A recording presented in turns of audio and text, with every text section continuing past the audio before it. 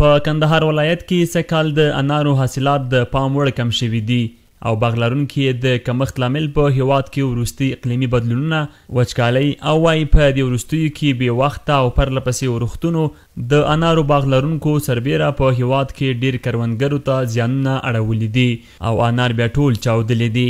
د کندهار ولایت د دامان ولسوالۍ بزګران د سږنیو حاصلاتو په اړه داسې وایي.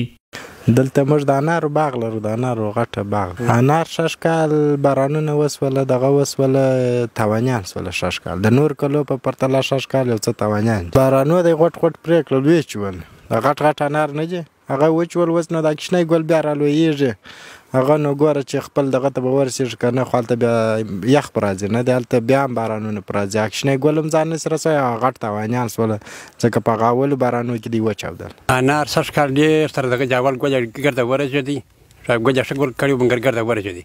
پاته اوس هغه دوم ګل دی، په دې دوم ګل کې باران پر وسو، اوس ګرده یو مخ ته ټپن ټپن دی، ورسته کوي او چونه کوي.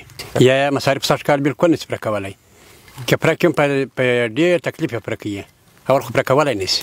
د کندهار دامان ولسوالۍ بزګران وایي په داسې حالاتو کې چې د طبیعي پیښو له امله بزګرانو ته ډېر زیانونه اوړي، نو باید تر یو حده یې حکومت لاسنیوی وکړي او وایي غوښتنې مو دا دي چې د کرنې او مالدارۍ وزارت دې له موږ سره د اصلاح شوو تخمونو او کیمیاوي سرو مرستې وکړي. شش کال خو د بارانونو اوس حاصلات ډېر خراب سوله، تر انارو انګور لا ډېر خراب سو. انار هم دا رقم دي چې ما خپل مصرف جوړ کړي، موږ خوشحال وي. د حکومت دغه دي چې مرستې وکړي د باغو والا سره او د هغه سره موږ سره وایي چې مرستې وکړي. د افغانستان په ډیری ولایتونو کې سږکال ورښتونه او راوتلو سیلابونو ګڼ شمېر بزګرانو ته زیانونه اړولي دي او راتلونکي کال ته بزګران په داسې حال کې هیله مند دي چې د سږکال په څېر یې وچکالي او بې وخته ورښتونه ونه ځپي.